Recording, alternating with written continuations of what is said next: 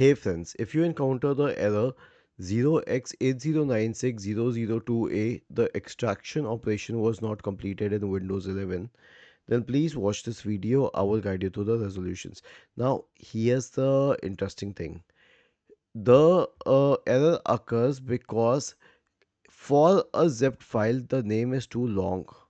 Okay, so here's what you can do. Just right click on it and then you can select this option to rename it and then remove all the redundant part and make it smaller and then right click on it and then select extract all. Okay, and this time it will work. Now a few others suggest that you can use 7-zip and all. Obviously you can do that, but it's not a solution, it's a workaround. It may or may not work and you will get stuck at the end.